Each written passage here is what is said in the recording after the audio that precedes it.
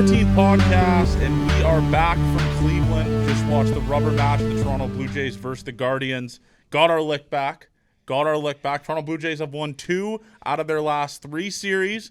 We will not talk about which series they lost out of those last 3, but they won 2 of 3, and I am happy. Avery, how you feeling, man? I mean, handled business today. Handled business. Hard to feel bad about what we saw on the baseball field today. Favorite thing about the Toronto Blue Jays this year is when they put out a lineup that is sometimes maybe worthy of AAA Buffalo, and I'm like, what? How is this team winning? They win every single time. It's incredible. And you think people would learn, and again, I know people get mad at me. Johnny, you always talk about Twitter. It's the only time I'll mention it today. But this is not the it only will. time. I didn't mention it the entire last podcast, by the way. Really? No, I didn't. I didn't. You thought about that? No, I did, because I was like, actually, I do talk about the decent amount. But I sometimes when I get bored and like after the Jays win a game like they did today, I'll go through the lineup tweets and just read the comments under it, like punting, it's over, why is he hitting? They won 6-0 today against the Guardians. It is funny. So I'm happy, man. I mean, I'm ecstatic with that game. Especially that entire series, to be honest. I'm not really that mad about even the game we went to. Traveling there and getting walked off and losing, I kind of said to each other, it's like, you know what? That wasn't so bad. No. It was ball. We'll talk about that game later, but all in all, man, pretty good.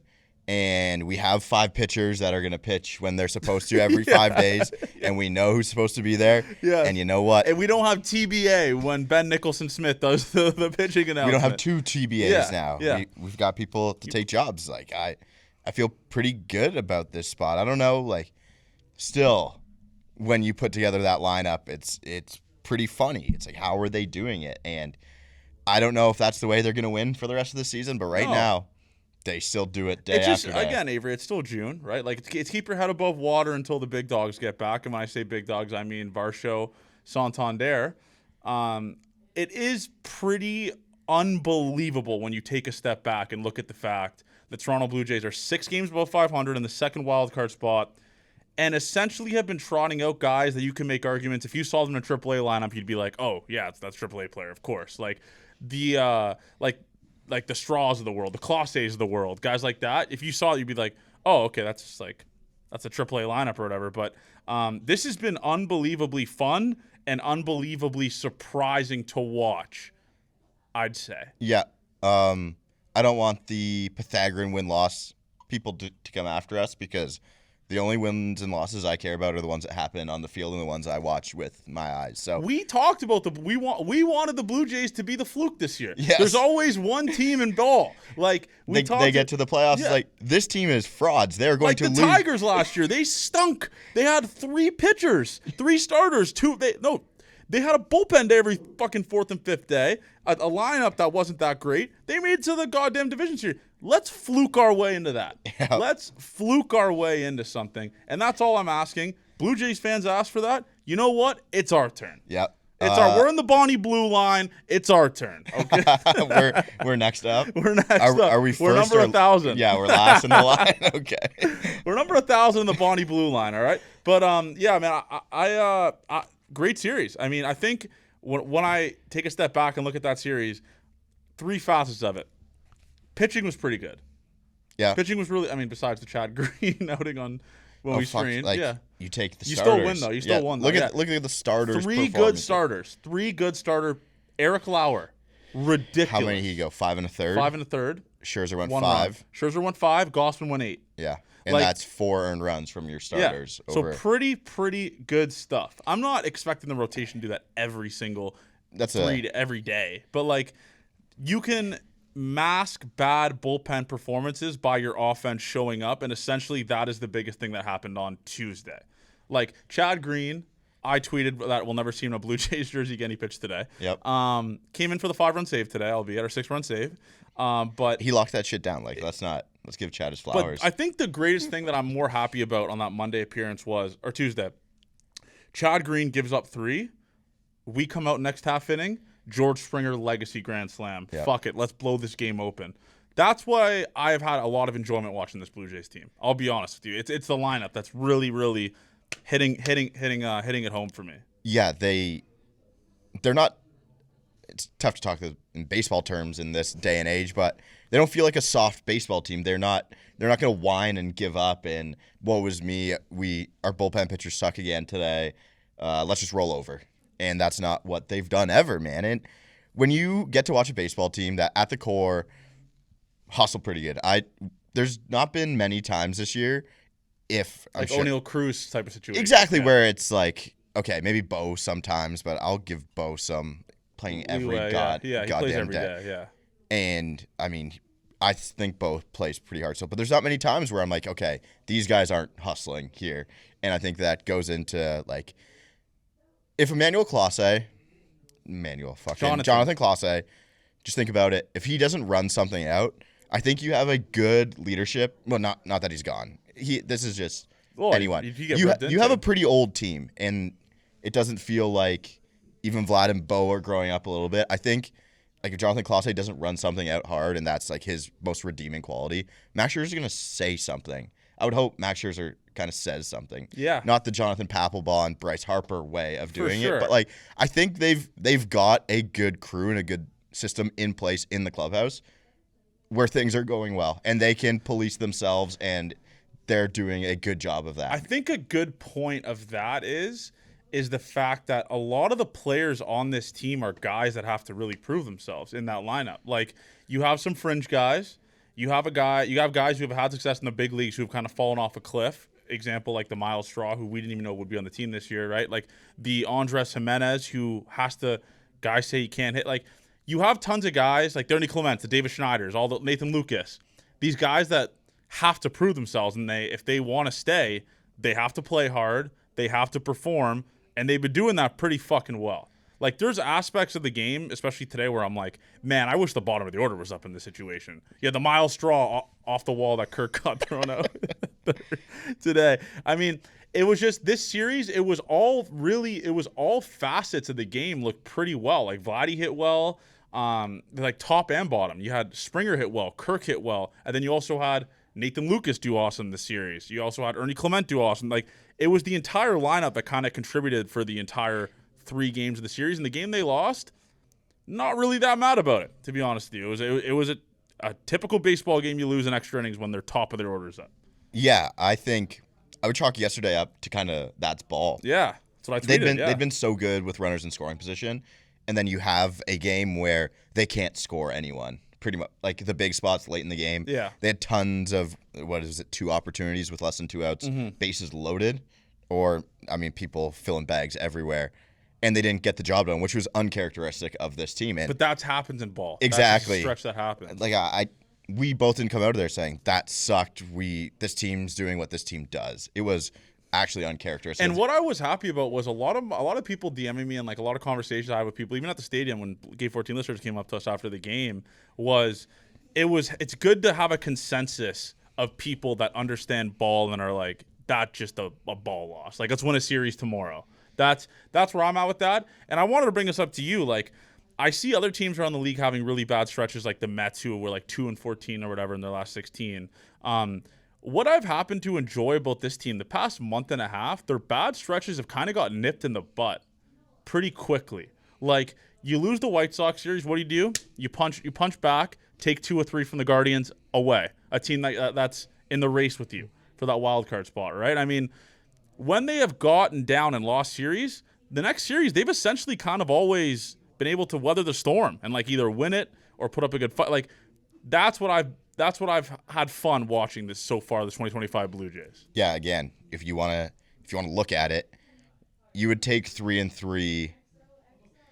You would take 3-3 against the White Sox and Guardians, thinking that you beat 2 of 3 for the White Sox. Yeah. And then at the end of the day, it doesn't matter how you did it. And if you want to pull back the curtain more, they took because they took 2 or 3 from the that's 5-4. before. Yeah, they went 5-4 in a 9-game stretch. Like, that is serviceable against the Diamondbacks, Guardians, White Sox. If that's gonna be your slump, sure. Yeah, and people are talking about it like it was a slump, right? We're not saying this team is immune to slumps during the full season, but right now, yeah, it looked like when they played the White Sox, it actually looks like they played down to their competition. We did get some good White Sox arms, so I will give them credit. It wasn't the worst thing in the world, but I mean, they're figuring things out as they go too. Like this team is constantly changing, but now we got the rotation set.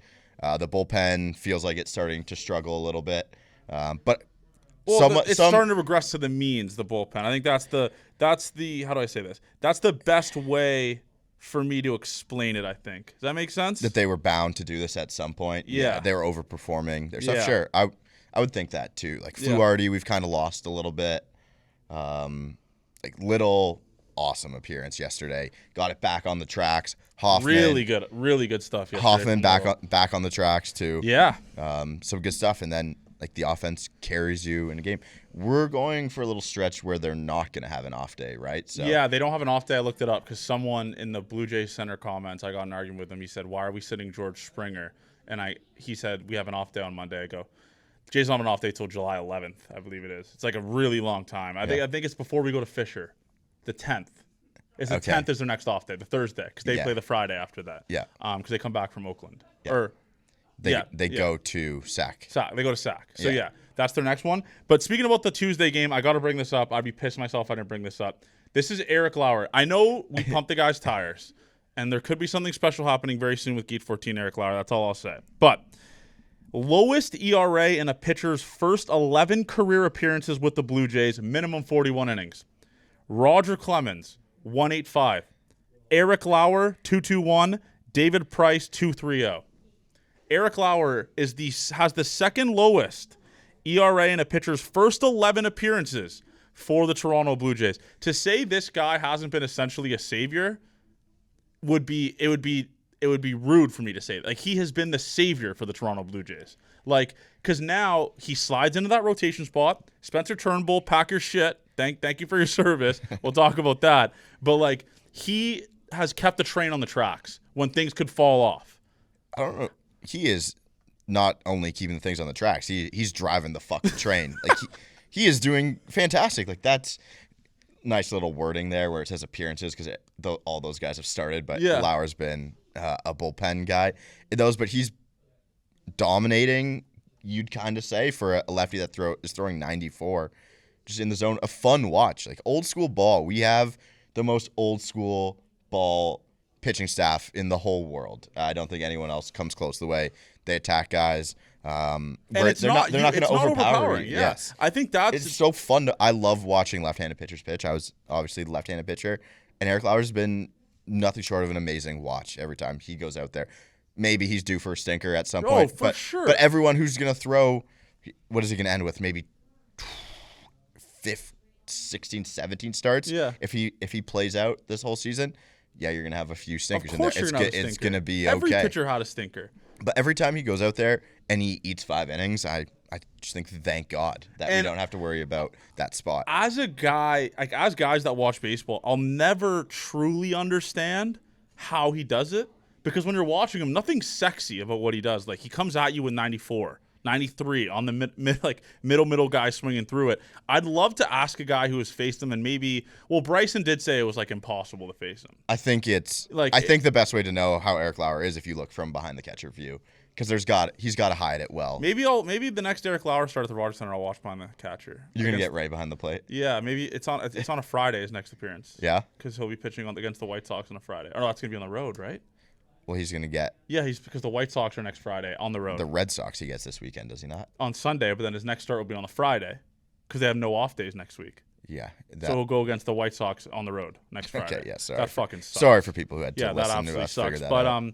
It's been the savior right now for this ball club, and Ross the Boss does it again. Are we shocked? Are we absolutely shocked about Ross the Boss? But that's the thing for me when it's similar to the Mitch White situation.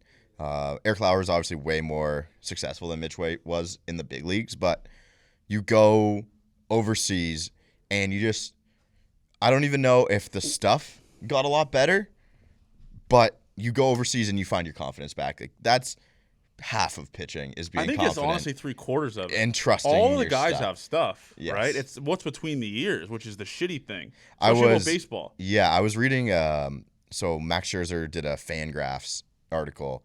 They were talking to the guy, and he said the biggest thing is pitching with conviction too, and confidence goes into pitching with conviction, knowing what you're going to throw every single time. Yeah. Eric Lauer's been great, man, and he's got it. So I know it takes some guys to go overseas facing lesser competition, I would say.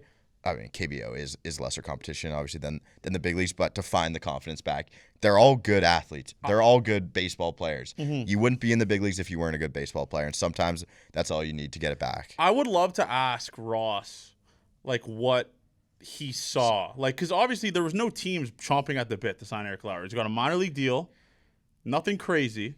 I would love to ask Ross what he saw to sign him in December or January with an invite to spring training. Yeah. I'd love to know what he saw for that to happen. Yeah, I don't know if he was training at any of those like big facilities. I don't think I saw any of his stuff in the offseason, but I'm sure there was some pitch level data in Korea. That's where I would go for. I don't know if it was Ross's first. I bet it was someone who's working in that. Yeah. Someone who's working under him saying, yeah, like, this is a guy that we could take a chance on, but worked out great, man. Let's talk about Unk. Let's talk about Unk, dude. George Springer. Could you imagine the lunacy, the things people would say to us if we said, by July, George Springer would be leading the Toronto Blue Jays in home runs? I can't imagine it. And we were at the game yesterday. Luckily, we had a great view of it. He's just taking healthy daddy hacks, I think. And that's what Whit Merrifield talked to me about when I was sitting with him. He's like, George is sacrificing whiff for hard hit. Yeah. Like, he doesn't give a fuck about contact. It's like, let's just swing hard, hit the ball hard, and you're going to strike out a decent amount. You're going to strike out more than you probably had in your entire career, but you're going to put the ball in play at a way harder level. And you're going to put balls over the fence or balls in the gap. And that's what he's been doing. That pitch could not be more center cut, I'll say, but you hit a mistake, and that's what George Springer did. He fucking rocked. He fucked that mistake. Oh, my God. It was an awesome swing. You hit the ball out to center field there at Progressive. It was fun to watch, man. And thank God, because George was dead as of last year. It was dead money. It was everything could have gone bad was going bad for George Springer. I don't know if I truly believed it, but I was like, okay, we got one more good year in George. I don't know how he's going to get there. Based on everything we saw, dog shit spring training from George Springer too. That didn't give us not the greatest. Didn't give us any hope for him. Found a way. He has found a way. And if he comes and stinks next year, thank you for your service. Exactly. We had 3 good seasons out of you. 2021. I don't know if that would be how people would see it as that much of a success. Well, 21, 22, and 24. Or 25. Yeah. I think people would like more than that from George. But if you're just watching every single game and he's helping the team win right now, I'm going to take that. Yeah. He's been great. He's been absolutely great this season. So I mean, he was the one. He had the bloop single again yesterday. He was just good things are happening for George Springer, and that comes with taking better swings, and just I don't know. He just played. I've always thought George just plays the game the right way. Yeah, plays it fun, plays hard, and we're getting fun with this lineup too, which make it even more hilarious. Like we had Ernie Clement in the 2-hole Monday. He went 2 for 4. With the double and the single. I saw Nathan Lucas in the 2-hole today. I was like, what the fuck are we doing? And it worked. Yeah. I mean, it worked. Nathan Lucas has been Nathan Lucas has won this team some ball games, man, this season. Sure. He really has. He really has won this team some ball games. So that game rocked. But let's talk about the main attraction. Me and Avery drove all the way to Cleveland to watch Hall of Famer, probably the best pitcher of our generation, not named DeGrom. I used to be a Kershaw guy, but now that Max is on my team, I'm a Max guy. Yeah, it's a Max Scherzer. I mean, you got to think Max is going to go to the Hall in a Blue Jays hat. But great tweet by Spencer yesterday. But, yeah, I mean, what did you see from him? Because we had a great angle of it. His pitches looked like it had life. Ran it up to 95. Unk still got it. You want to talk about Unk still got it? That's a fucking Unk. That dude is old as dirt. Looked insane. Off speed was great. The first couple innings were like just whiffs, painting the outer half. I loved it. I loved watching it. It was fun to watch. I didn't need to break it down. It was just really fucking cool to watch Max Scherzer. And we were so close to him watching in the pen, too. It was so sick. Yeah. And happy thing, I don't think he touched too many 95s last year No. with the Rangers. He looks pretty healthy, and him feeling better. Should we say what Bassett told us? With that? The resurrection? I think it was the resurrection. That's what all the starters were saying, that he's coming back to life. He was dead. So what Bassett texted us is he said, this is the resurrection for Max Scherzer. He was dead for the last 2 years. He's coming back to life. And that fired me up. That was really That's cool. why you got fired up. Not to interrupt you from previously, but I want the people to truly understand, because Avery doesn't really get fired up about things. You were genuinely excited to watch Max Scherzer pitch. I haven't seen you that fired up in a while. I was so excited because I was in Dallas for his first outing, so I didn't really watch it. I was kind of on the screen. I was doing some other stuff. So that first start didn't count for me. I hadn't seen Max Scherzer in a Blue Jays uniform. It didn't count. So I was ready to start his season today. I tweeted that starts in March don't even count because it's basically that's a fair point training. actually to be made. Yes. Yeah, you shouldn't be playing baseball in March and have it count. That's woke nonsense in my I'm mind. right with you there. I was really fired up to watch Max pitch, and we got like halfway to Cleveland. I was like, fuck, man, what if this goes bad? Because never in my mind was the start going to go poorly until we started driving, and we were 3 hours into our 4.5 hour drive. I was like, fuck, man, what if we do this again and it's the end of Max and we get shelled today? But that thought went out of my mind. Yeah. Like, this is really cool. Hall of Famer, one of the best of our time, going to get to do it. Him throw 95, I know 3 strikeouts in the first inning. Things didn't go great. It seemed like every single thing they hit was kind of just a mistake in the middle. This is where I'm at with that start. He threw one mistake the entire appearance. That mistake was that double in the gap Arias, that scored 2. Yeah, Arias, that's about as bad as a pitch as you can get. Yeah, that's the only mistake he threw that entire outing. Because you got to think, the first inning, right? Who hit? Was it Ramirez? It was Ramirez. Hits a ball over his head. That's, you just chalk it up to ball. But the only mistake he threw, unfortunately, came at the end of his appearance, because if he doesn't get that pitching violation and he strikes the guy out, that's 5 innings of 1-run ball, Ave. Yeah. That's 5 innings of 1-run ball. Like, again. He still was the pitcher of record and a chance to get a win. A win, yeah. Before Nick Sandlin, I will talk about this also, that Lane Thomas home run was the most gunshot-sounding ball I've ever heard hit in my life. Oh, my God. Seeing an open side swing because we get to look at the righties, and we got to see the Vlad home run. See them pull it to left field. Yeah. And even the Lane Thomas, it's genuinely cool to watch athletes do that off other big leaguers. But Max came out of the game, pitcher of record, in line for the win. And that's all you can ask. Yeah, knowing that we drove there for that, I was happy with it. Yeah. I was cool with it. Max Scherzer's on our baseball team, and it looks like he's getting ready to make his next start. Me and Avery were driving today, and I got the notification. Max Scherzer feels better than he did after his AAA start. And you just look up at the baseball gods and you say thank you. Yeah, Pedro we deserve this. We deserve this. And what even made me more fired up is he said, I could have went more yesterday. Yeah. I could have went 10 pitches more. So you know what? Next time we'll be seeing Mad Max, which makes it even cooler. It'll be June 31st against the New York Yankees at 7 o'clock. Does it get any better than that? He's the Monday start? Mad Max, yeah. That's really cool.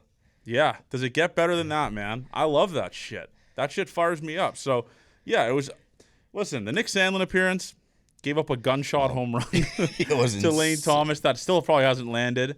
But you did say it to me when that game went to extras. And like I said, I was happy with that result yesterday. You clawed back down 3-0, took the lead 4-3, gave it back, obviously, whatever. Even if they scored in extras, Avery looked at me and goes, this game is still over. Yeah. Unfortunately, it was. You got a runner on second. If they scored 1 run, the Jays, whatever, right? You got Quan Schneemann, or whatever the fuck his name is, and Jose Ramirez coming up in extras. Yeah. I didn't feel. Cheers. Don't even think about it. And that's why I was fine with Heineman swinging away when he struck out in the top of extras because of that. It's like he had to push. You need two I was like, Stephen Kwan, if he gets a free swing here, he's going to do something good. He's going to advance the runner. I think there's a very, very low chance where he doesn't put the ball in play and do something good to move the runner anyway. It's just a tie ball game no matter what. So let's try and push a couple across because that was not a favorable against them. It wasn't favorable the guys that were going to face that inning to get them up. Yeah, flew already. And that was just We were talking to Connor Morrow today. He's like, what happened on the bunt defense there, too? I still don't know. Weird that Jimenez was so late to first. There was no signs from the catcher for that bunt defense. I think the David Fry bunt maybe caught them off guard a little bit. But it was kind of expected a bunt was happening there. First and second? You would think so. Yeah. Like if you're not ready for a bunt in that situation, when are you ready for a bunt? Right. So game shook out that way. Ramirez crunched a ball down the line. Would have scored 2 if they had anyone on anyways. Yeah. That's ball.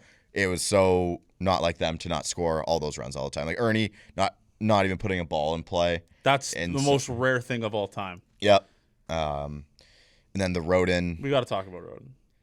Do we have to talk about Roden? Like I just don't well, this is my thing. I want to urge the fan base to relax. That's my thing with Roden. If you and I, or not you probably, but me, if I have learned anything from the Addison Barger stuff last year, it's let guys get their feet wet and then see what happens. The fans that are writing Roden off want him, like, I'm not going to do that again. I'm not going to do that again like I did that with Barger. I believe Roden is a good player. I believe he has what is it? Like, he has a hole in his swing. He has a hole in his swing, which is that in breaking ball that is impossible for him to hit, or even a fastball in. Can't hit that either. He's been a massive disappointment this year. That is a fair take to have. His OPS starts with a 5. It's a fair take to have. Am I going to give up on him? No. Does he help the team win baseball games right now? Unfortunately not. He doesn't. Yeah, him being a good defender over the bat is not what we wanted for a bench guy. Yeah, it's not what we thought Alan Roden was going to be. I've started to change, and I think you should start phrasing it this way: is like this version of the player, because like I don't think this version of Jonathan Clase is very good. But I disagree. Okay, I think Jonathan Clase has been kind of fun. Fun is different than being good, though. Like sure. I mean, a guy who doesn't take great routes in the outfield sometimes, but you're young and you can change that version. Like if Jonathan Clase comes back next year, I'm not going to write guys off because of the years before. Sure. Like the versions of them can change in an offseason. Yeah, like Barger. Jonathan Clase is 23 years old. Writing him off right now I think is just dumb to do, and it's not fair to those players. The tools are there for Clase. Yeah, the tools are there too. Like maybe not the hard hit baseballs. They're not there that consistently, but like a guy who's that fast and just like kind of it's how Addison Barger was last year. Just the brain hasn't looked like it's slowed developed. Down. He's not 25 yet. He's still got the frontal lobe to go a little bit. I just don't think the version of Clase is that he can help this team win right now. Like he has that home run in St. Louis has helped get a win. Yeah, you can't take that away from him. And you drove in a couple. What was that? Tuesday? Yeah, Tuesday. Yeah, great. But that version of the player is like okay. I would say he's been better than Roden though. Yeah, for easily, sure. Like easily. For sure, yeah. I think again the Roden thing, it's something that we mentioned. I mean, the ground balls down to the right side of the infield are a massive problem for him. I don't know if it's a mechanical change, an approach change, but you get up to the big leagues, Avery, they are going to exploit that weakness like that. That's just what has happened. And they did it last year with Barger. Like Barger was raking in AAA. They realized he chases a lot. What did Barger do? Changed his entire outlook on his approach this season, and he's been a massive part, one of the team MVPs. Yeah. That's what Roden's going to have to do. He's going to have to go back to the drawing board and figure out how can I make this thing that they exploit not a weakness. Yeah. That's what he's going to have to do. And I don't know what it is because his swing is – it seems like his swing caters into it, which makes him unsuccessful. I don't know what it is. I really don't. Yeah. I mean, it's got to be approach angle too, right? Because everything at the bottom of the zone is hitting to the ground. Everything that's on the outer part of the plate. He had one good – the oppo lineup. Yeah, I was like, that's not even that good of a swing. But him feeling the ball deep and getting it that way. Because when Alan Roden takes a ball, that's a ball off the plate and it gets grounded to second base. That's never going to, like, that's just not going to be successful there, I don't think, long term. So the fact if you can push it the other way, and they don't have to, like, pitch you in they got to be worried about different zones. Because when there's 2 strikes, you just throw him down and in, and he's going to swing over top of it. Because he's so used to making good contact and being able to hit that pitch when it's not as good pitchers on the mound. He's fine being swing happy. Yeah. He's known as the contact guy through the minors, but right now, like, I don't know who's the better option. Will Robertson, maybe? I mean, that's a pretty swing Will Robertson has. Same Yeah. like lefty. Loperfido, right? I know some fans are calling for Loperfido, 780 OPS in AAA, like nothing eye-popping. Well, Roden's going to go down to AAA and put up a Yeah. 1020 Yeah. OPS. It's a weird thing because the gap is so big, Yeah. right? The AAA big league gap is so fucking huge. But, yeah, I guess we can talk about Spencer Turnbull. Were you as shocked as I was that he got DFA'd? Because at the end of the day, it is a depth piece that you can slide in if it's a case of injury, right? Is that more of a I trust some of the arms I have in AAA more, or I trust Max Scherzer to be healthy more move? Max Scherzer was telling them good things. Yeah. I think has to be. If you're ready to cut ties that quick, you signed the guy for a reason, and you saw him pitch, and the arm isn't as healthy as it was last year. Like Can you read your off-season sign targets? on my off-season signings? This was in This is the worst list I've ever fucking seen. This was in June of last year. Avery in June of last year compiled a list of off-season sign and trade targets. Toronto Blue Jays have had 3 of them. I thought these weren't like the top of the list. I wasn't putting my name. Why didn't you just name search it on your thing? Because I fucking suck at that. I always forget. I guess I just gotta look up Spencer Turnbull because he was on there. So Avery made a list of players he wanted. Let's read it out. Okay, it was, what's the 7th month? July. Are you that fucking dumb? It takes July's the 7th month. Yeah, I don't do well with numbers. Okay, July 24th, 9:28 a.m. I can only imagine. That's probably So we're here at the office. I was probably here in the office. Yeah. I said, realistic targets for the offseason. Okay. Free agents. Anthony Santander. Check. Got his ass. Lucas Sims. I don't know what he's up to these days. You know what? Maybe I'll do the updates while you're doing this. Carson Kelly, goated catcher. He's going to be in the goddamn All-Star game. Is he actually? That was a great pull by me, yeah. That's a really good pull. Well, Lucas Sims is currently he is a free agent. Okay. He got released by the Washington Nationals. Yeah. Okay. We can get him So back. what? You're what? 1 for 4? Santander. Yeah, Santander hasn't been too good. That's 1 for 3. I have Max Kepler there. How's he been? I don't know his overall numbers. Max Kepler, 690 OPS. Okay. 1 for 4. Okay. Okay.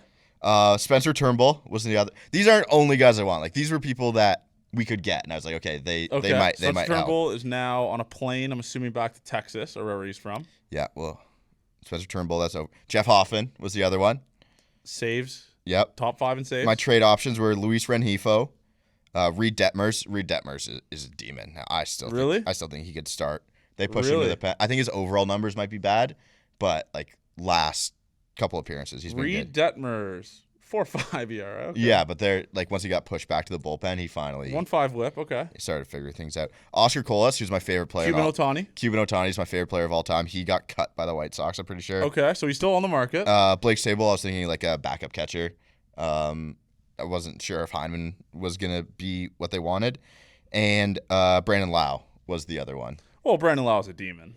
He is a demon. So I have realistic targets. Probably 20% hit rate, 30. But I mean, not every GM's going to hit at a electric rate. No, absolutely. The comments weren't like that nice on here. Really? You get to, well, everyone's like this. Everyone's like this list sucks. I was like, yeah. The fake Twitter GMs though, they wanted Turnbull, and now he's released and they're not saying anything, which is fair. That's fine. But yeah. Well, this is when I believe Spencer Turnbull was healthy at this point. Yeah, he was at 93, and he was pitching well. Yeah. But when he comes back and he's 89, 91. Well, I mean, he would struggle in the IBL right now. Yeah, it's slop compared to what he was doing last year when he was healthy. So they've not been afraid to cut ties. They don't give a fuck. It's really just Chad Green. They've been cool, but Chad. I mean, hey, 4 or 5 ERA. Nice. Chad maybe might go when Jimmy's back. Jimmy threw 1 inning, 3 strikeouts again. Yeah. All he does is strike people. Ryan Burr looked awesome his last appearance. I saw 1 inning, 2 strikeouts, 1 hit. Where? Buffalo. So he's already knocking on the door. Yeah. I don't know what the clock is for that. I'm pretty sure if a guy has no options, a clock has to be. He has no options. Yeah. Okay. I'm not good on keeping up with options. So I'm pretty sure. Yeah, I'm almost positive it's like he has to be up soon or else, right? Yeah, there's a clock when you start your when you start your rehab assignment. One thing that sucked is as this season goes on, like I said, one guy who I loved watching pitch because he had so much success, Mason Fluharty kind of struggling here. I mean, I saw someone tweeted out his last 7 appearances. He has a 15 ERA. That sucked. Yeah. Because that was an awesome story. That was a guy who essentially no one really knew about, came out of the bullpen and just fucking shoved for this team for 2 months. Was absolutely insane. What do you think they do with him? He obviously has options. Yeah, oh yeah. So that could be like when Burke comes back or Yimmy comes back, you don't have to worry about cutting ties with Chad Green. No, I still love having 2 lefties in the pen. And it's tough when you got to let one go. I know they use their righties like lefties because they throw splits. Yeah. So they have no problem doing that, and Sandlin's back. Yeah, maybe it's time for him to see it down there. I don't know what changes, though. There's really no confidence for him right now, though. That's the biggest thing. Yeah. Like, and I rarely get mad at John Schneider, but putting him in yesterday against the top of the order when your team didn't score a run was essentially like, fuck your confidence. I don't give a fuck about it. But he was going to have 3 lefties come up in a Sure, no, but we're 2 lefties. We're not talking about bums, though. Like, he was going to have to face Steven Kwan yeah. and Jose Ramirez. Well, he was going to turn around and hit right. Yeah, exactly. But they brought in David Fry as the next guy. Yeah, it's just a tough stretch. Like, long term, it doesn't really change how I feel about Fluharty, right? It felt like the control was so pinpoint and perfect for so long. He was awesome. I am glad that we got to see the old Brendan Little yesterday, though. That was sick. He shoved it. He was fucking. He shoved it. He was really cool. He shoved it, and he went 2 innings. 2 innings, 0. 2 innings, 2 zeros. And then he gets into his second inning. He walks a guy, and then right away or double play right after. Yeah, I think Brendan Little is like he's solidified. Like he will always be here. I think there'll never be a send down for him. Knock on wood, obviously. But yeah, he's been unbelievable. No, it shouldn't even be a thought. Like his overall numbers still have been fantastic. Yeah, like, I tried to, because I went down and I did that tweet where no one in baseball this is the first time the eye test and that's not even an advanced stat, but just the stats tell you the exact same thing. Brendan Little throws the ball in the strike zone less than anyone in all of baseball. No one in baseball throws the ball in that square less than Brendan Little. That rocks, kind of. The lowest in all of baseball is like 36%. That's pretty cool, actually. I kind of like that. Yeah. Fuck a strike. let you know what? They could get the strikes for me. I like that. That's pretty rock star shit. Yeah, and he had been super successful that way. Found a way, but he was kind of in the zone. He gave up, what was it, his last pitch in his first inning was a ball to center field that was kind of torched, but Brendan Little, I just wanted to make it easier on himself because every single time he goes out there, YJ said 26% of people got to a 3-2 count against Holy shit. Brendan Little before that outing. Holy shit. 1 in 4 batters is getting to a 3-2 count. Oh my God. The golden rule is you want to get people out in 3 pitches or less. Yeah. Brendan Little was doing the exact opposite. Fuck it. And he was just making it harder on himself. Yeah. He's getting all the swing and miss in the world. Yeah. People are striking out, but he's making it harder on himself than it had to be. We had a classic Charlie Montoyo moment of the week this week we didn't talk about. On Monday, runners on, and John Schneider brings in Chad Green. That was rockstar shit. So cool. And someone tweeted at me, I think Shore Can't misses his name on Twitter, and he goes, 3-run bomb incoming, immediate. Like, it was clockwork. Chad Green was giving up a moon bomb in that exact situation. And you knew it was happening, and that ball by Lane Thomas was fucked on over the left field fence. Like, legit shot on, and I think Chad Green's not anymore. He's not an accountant. He's the alien. Like, ever since Seth put that in my head, that Chad Green, it looks just like he's just an alien. Like, he probably doesn't talk to the boys. Like, he's just there. He's existing. I think everyone actually likes him. Yeah, but he's like he's probably like that quiet dude that like just repeats what you say.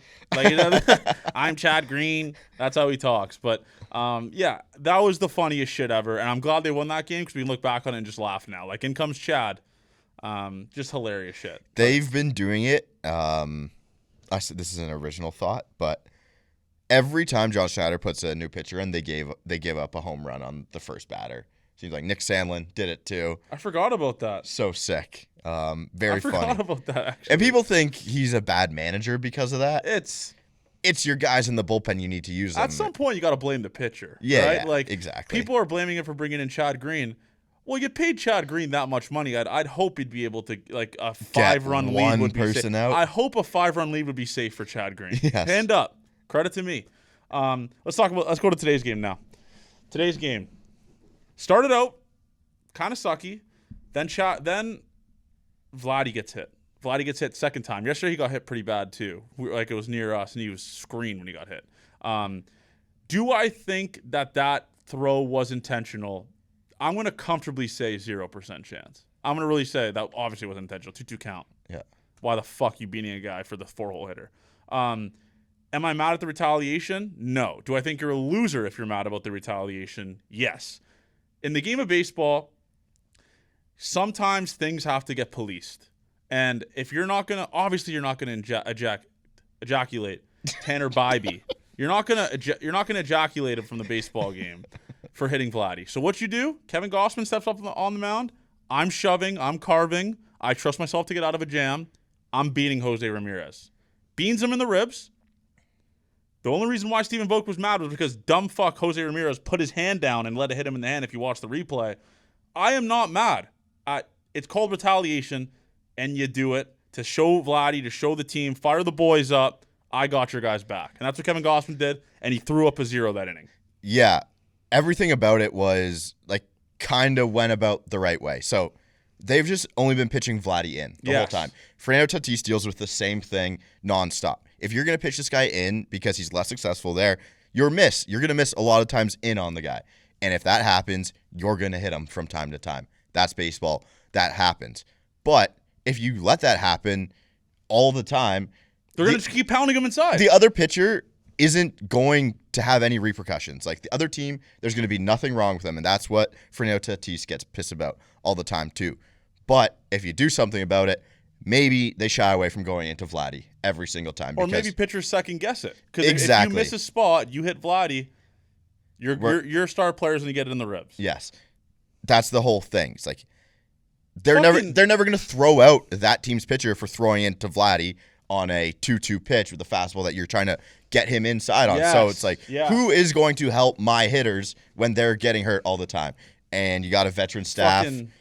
Iggy pissed me off. Iggy and BK were like dead to me for 10 minutes. They were crybaby posting about it, saying like, I don't like the repercussion of hitting a player. It's like, listen, I didn't like the repercussion of my $500 million player getting hit and getting taken out of the fucking game. I didn't like that shit. Yeah. So if I am on the Blue Jays, and we obviously played the game, and I'm not saying people that don't play the game don't understand this, but I know, Avery, I know for a fact, Avery, if I am in that dugout and I see Kevin Gausman, who is cruising, beans Jose Ramirez to stand up for our star player, I'm fired the fuck up. Yep. I'm ready to go. Like, those are some things you can't really calculate on, like, I'm not going to go Ken Reed mode here, on like spreadsheets, stuff like that. Like, that brings teams together, stuff like that. And I genuinely do think if Kevin Gausman didn't retaliate, I think if I'm Vladdy, I'm like, come on, man. Like, come on. Like, stand up for me here, because the umpires aren't. Major League Baseball's not going to do anything about it. Just throw a guy inside. Didn't throw at his head. Didn't throw anywhere above the shoulders. Right in the rib cage. That's the best case to do it. And Kevin Gausman did it right there. And that's why I'm happy he did it. I really am. Yeah, exactly. I think it went about the right way. Perfect. Sure, you don't want to hurt people. Like, Kevin Gausman doesn't want maybe he does want Jose Ramirez out of the game so he doesn't have to face him too. Yeah. But he hit him in a spot where he thought he'd be okay after that. It's like, okay, I'm sending the message back to you guys. This isn't fucking okay. This is the second straight day you've done this to our guy. We're going to do it back to you. Like, I know in that dugout, for a throwaway game in Cleveland on a Thursday afternoon, hot as shit outside, and if you can make the game like mean more to you as a team and it brings you together, even bigger win, I think too. Only thing I'd have against it is doing it to lead off the inning in a 3-run game. I would like to do it with 2 out, and then you put the guy on. That's the only thing. But Kevin Gausman showed great. I don't even know if that's leadership. It's just balls, man. Yeah. to put up a 0 that inning. And it was nails. You just punch outs. Yes, nails. Like, that's as much as you can do. Vladdy probably fired up when he got back in. Yeah, Vladdy probably watched on the TV from the training room and goes, "This motherfucker has my back." He doesn't talk to Kevin Vladdy and Kevin Gausman aren't close, okay? Probably They're not boys. They don't talk every day. But if I'm Vladdy, there's like a little silent respect factor there, like, this motherfucker has my back. And he's here for 2 more seasons, or the next year as well. Like, it doesn't do any negative, is the point that I was trying to make, especially when you're up 3. The only thing that can be talked against, and I think that's where they came from, was if Kevin Gausman gets tossed and then you got to fill the bullpen role after. I think everyone in that goddamn bullpen would have been fine to cover every inning by themselves 100%. to do. 100%. It's to stand up for Vladdy? Yes. Like, and I think I know the debate is like, what if he gets suspended now? What if Major League Baseball interjects? I'm going to say there's a 5% chance the guy didn't get tossed from the game. Nothing. No one else got tossed. No one else got tossed. No managers got ejected or ejaculated. There was like there was like just a mutual respect of, even though Stephen Vogt, who doesn't like learn fucking ball, he knows ball. But the thing is though, he's mad that he was the 2 managers felt exactly the same way. Sure, but John Schneider didn't run out of the dugout. Did you see that clip? That was like, relax. Well, yeah, he came out. But no, but you're wrong about that though. Stephen Vogt was wrong that Jose Ramirez didn't get hit in the back. Correct. But he got aimed at in the back. Sure, but that was like his way of going. Both of their managers were pissed that their star players got hit. Sure. At the end of the day, that is what happened. Yeah. Vogt was like, just fucking hit him there instead. They're both mad that their best players got hit, and they don't like that happen. I think at the end of the day, that is truly how. If it was in the head, I'd be calling Kevin Gausman a loser. Obviously, he wouldn't have tried to hit Jose Ramirez in the head. But I think when you're as locked in as Kevin Gausman was this game, I think you're okay with a base runner. I really do. I think he was fine with that. Lead off the inning. I'm gonna get the fuck out of this shit. That was vintage Goss. That's today. Legit. Put your balls on the table. I'm gonna stand up for my team, and you're not gonna score a run. I'm gonna plant a guy on first base.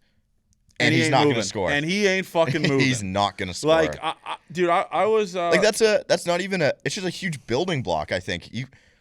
Those boys get on the plane, and they're... Oh, they're crushing beers right now, probably. Well, I mean, they're playing tomorrow. Maybe not. Tomorrow night, though. It's fucking... But they're just like, that was rock star shit. I bet it's all agreed upon, everyone in that dugout. Yeah. Rock star shit. Yeah. And that's the difference. Like, you can think about how that run's going to score and if it's a dangerous situation, but if no one's going to police the game, we lose Vladdy for a stretch. 30 games, he breaks his hand. Nothing happens to Bybee. Nothing happens to another guy on their team. It's you have to send the message back that we don't think it's okay. It's the only way you can stop it from kind of happening. Legally. Because what are you going to do? Just whine about people throwing inside to him all the time? Then you come across as a baby. Yeah, it's like, it does suck. Throwing inside's part of the game. You get hit all the time. And you're gonna be pissed. And that's Vladdy's cold zone. You have to throw him inside. If you throw him anywhere else, he's launching baseball. And maybe it makes teams second guess, and that's the only thing you want. Like, it is just part of the game.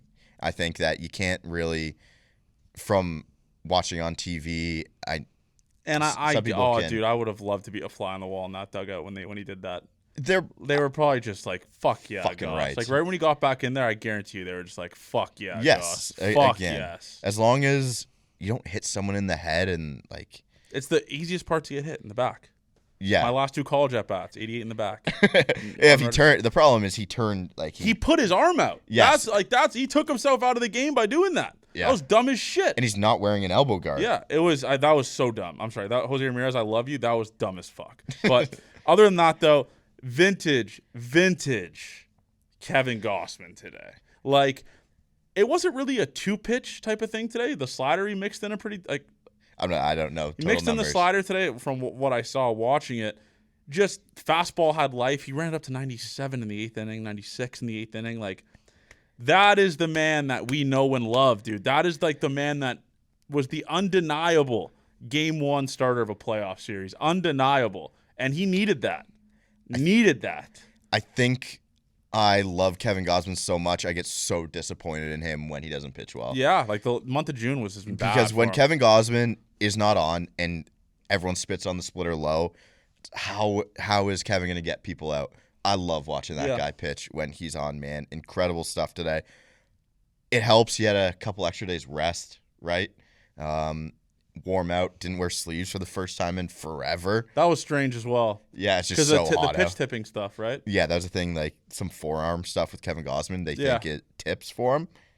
He fucking shot. He was so good today. I love watching that guy pitch when he is on. It's special. Yeah, he was great today. And then the lineup, big series coming up here, obviously against the Red Sox. You want to have We can bury the Red Sox. you want to have your bullpen ready to go for Friday. Yeah. Lineup puts up another 3 spot in the 9th inning. You don't have to use a high leverage reliever. Pretty fucking good. You use Chad Green. Hoffman barely pitched this series. Pitched one game. Y-Rod. Well, I think the biggest thing with Hoffman is he pitched well. Yeah, exactly. Something to build off of. I think Y-Rod not pitching since Tuesday. That's going to be massive for this Red Sox series. And Kirk comes in the 9th. Bases clearing single. I'd love someone to search that up when the last time that fucking happened was in the entire game of baseball. I CB tweeted it. He's the only guy. I've been watching and playing baseball my entire life. I can confidently say, Avery, I have never seen a bases clearing triple in my life. Single in my life. Ever. That has to be one of the first times that's ever happened in Major League Baseball. Has to be. He's special. He'll always be special, Kirk. But that's such a huge swing, man. I think Heineman, hopefully, it was just like cramping issues today. Because someone put a towel over his head and stuff like that in the dugout to cool down. Yeah. Cleveland, Ohio was located on the sun this week. I literally told you I couldn't enjoy the game yesterday because I was so hot. It was like, and that was an 8 o'clock, 9 o'clock. That's the type of game like you attend and you drink 9 beers at, and it doesn't do a single thing to you because it just sweat out of your body in 5 minutes. You feel awful after. And you feel like dog shit. Yes. Like, oh my God. What an awful day. It was so hot, man. They said it was worse yesterday. We saw AK, who's one of the social media directors, and he's like, "Oh, this is nothing. Yesterday was way worse." I go, worse than this? I wanted to die. Yeah. And then obviously we go into the bar in center field, the Parrot or whatever. Thirsty Parrot. And I'm like, okay, AC. we'll go in a place no AC. No AC. We go in there, it's fucking warmer than it is there in the stadium. But yeah, great series. The Guardians are pretty comfortable saying that they're not going to win the Team Gold Glove, especially after the Schienemann or whatever his name is. You're thinking of Manzardo. Manzardo's 3 errors in 1 inning today. If a Jay did that, I think I'd want him in prison probably. Yeah. But yeah, the funniest part about today's game was not even any of the Jay stuff. Manzardo throws the ball home, and Bo Naylor's controller got disconnected, and he is just standing there, and the ball is behind him. Yeah. I don't think I've ever that was strange, right? Like I was like, why isn't he paying attention? Like, did you think he would eat it? Like the ball wouldn't go to him? I think he thought he was going to eat it because the guy was way past him already and scored. It was such a strange, weird sequence. Yes. I couldn't believe it was happening. Imagine we lost the game that way. Oh my God. How you'd feel after that. Yeah, it was just objectively just a hilarious game today, and they needed it. They needed a big series win against a team that's clawing behind you for the wild card spot. Yeah, that Cleveland team struggles to score runs. I don't think they're that good, man. They always find a way in the Central. Those fair. teams are kind of just beat up on each other for a little bit.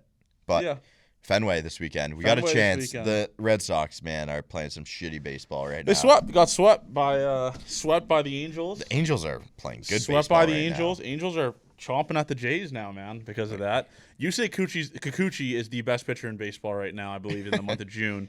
His last 3 appearances, he's given up sub-2 runs. And he's just been an absolute demon for them. So shout out Yusei. That's one guy I wish we had back.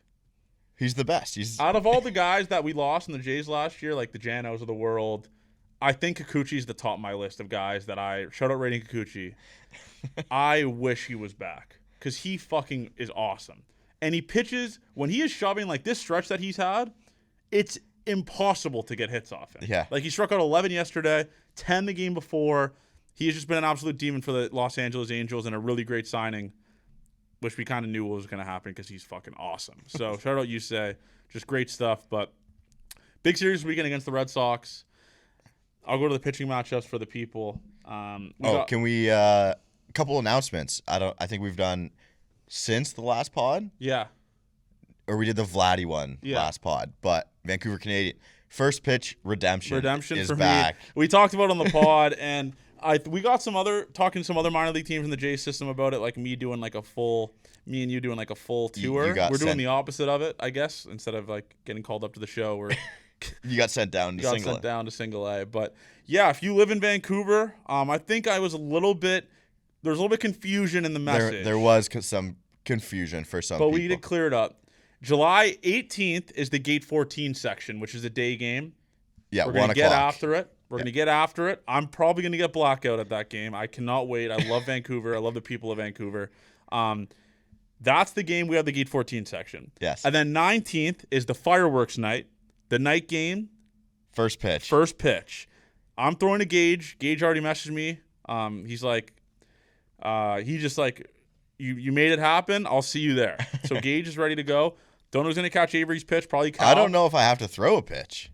Why would I have to throw a pitch? Are you out of your mind? I'm big league ready. I don't need to go. You are 100% I don't need throwing a fucking pitch, No. dude. Are you out of your mind? I don't have to. It's you. You stunk it up. You have to go down. You have to throw first. You're Alec What Manoah. if Arjun says he's going to catch it? No. I'm going to say no. I said I'm good.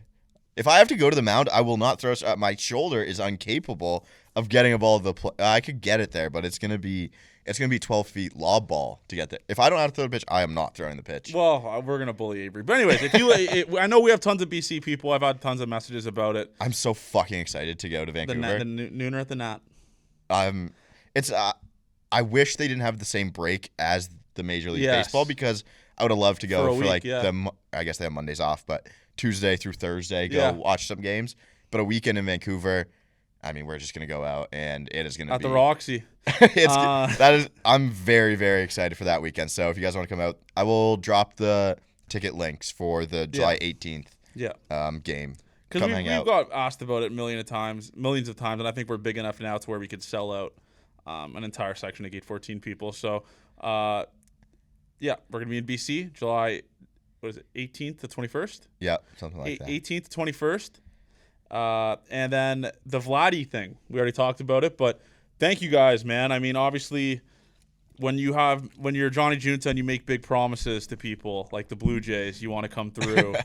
And we've come through. I mean, I think there's already 250, 270 tickets sold. Okay. And we have 300. So get on that. Like, it's not good enough. Job's not finished. Yeah, job's not finished. But like, listen, you get an exclusive shirt. You get an exclusive Vladdy shirt, which is going to be sick. And we're still 3 months away from it, or 2 months away from it. And we've already sold that many tickets. So you do not want to miss out on this. It's going to be cool. It's an exclusive shirt that no one else gets. Just buy the tickets. They'll go for thousands on eBay. Yeah, they'll probably be it'll pay for your I'm looking forward ticket. to a Gate 14 shirt being a future eBay giveaway. eBay thing. Or it'll be a goddamn Goodwill instead. One or the other. One or the other. I'm fine with it. But let's go into the weekend series here. We listened to Section 10 while driving back. They are not positive about this series for the Red Sox. Is there anything better than listening to opposing teams? Oh, and they're talking about the Jays this pitching matchup's good. They're reading the Jays pitchers' numbers. They're all good because it's Barrios, Bassett, Lauer. Yeah. Like, this is a perfect setup like the Jays have right now. I think any setup we have right now is perfect. Pretty fun, too. Yeah, pretty fun. I don't want the shine to wear off on Max. We need him to I need be another good. legacy start, especially against the Yankees. We have to stream that, obviously. Yeah. But we got Barrios versus Brian Bayo. Bassett versus Giolito, who has been insane at home, like they said on the Section 10 podcast today. And then Eric Lauer versus the human pitching machine, Walker Buehler on Sunday. Opposite. Giolito's bad at home. Giolito's bad at home. Walker Buehler's good at home. Yes. Yes, sorry. Yes, correct. But Walker Buehler fucking stinks. I'm sorry. He sucks. He's a guy that should be Phantom IL guy for the Boston Red Sox. I'm going to say again, because we did say it, for this Guardian series, the Jays lose 2 of 3. But again, the Trolls, this is a reverse jinx, okay? I said it for this Guardian series, they won 2 of 3. I said the Jays were going to win 2 of 3 against the White Sox. They lost 2 of 3. So we're reverse jinxing. Jays lose 2 of 3. Jays are definitely going to lose 2 of 3. Yeah. No way. They win. That'd be a shame. Yeah. The thing that's awesome about this is if the Jays take 2 of 3 from the Red Sox this weekend, and who do the Yankees have? Probably someone dog shit. Because right now the Jays are 3 games back of the Yankees. They have the Athletics. Never mind. I was going to say if the Yankees lose their series 2-1 and Jays win it, Jays could be 2 games back with a 4-game set coming up against the Yankees at the Rogers Center. I hate facing the Yankees. I hate it too. Oh, no matter how. Is Tuesday the most guaranteed loss of all time? Oh, ever. Against the Yankees. Yeah, at home. Red jerseys too. Forgot about the Reds. Yeah, that's an auto loss, unfortunately, but let's just split a series, I guess, against them. We'll cross that bridge when we get there. But, yeah, that's it for Gate 14 today. Obviously, Thursday pod's a little bit short. How long do we run here? I don't know. I can't see without my glasses.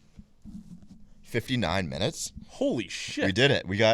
If we don't get to an hour, I feel like we failed. We let the people down. We failed as a group. Yeah, it's fair. I wish we were guys that we could do like 4 hours and rip it off. I probably could, but there'd be a lot of not. Be talking about how I found out babies can't have water until they're 6 months old.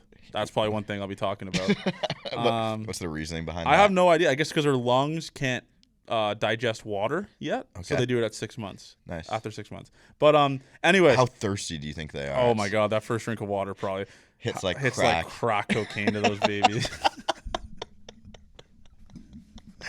Would fucking love to go back to when I was 6 months old and have my first drink of water. Would fucking kill for that first drink of water when I was 6 months old. Like, imagine having water for the first time ever. How cool that would be. And it gets stolen from us. We don't remember it. But anyways, 6 months old. Yeah. Anyways, thank you guys for the support. Love you guys, man.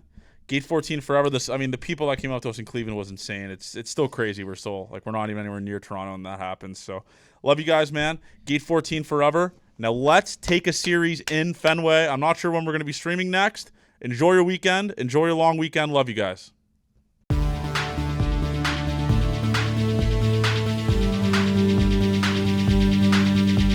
Yeah.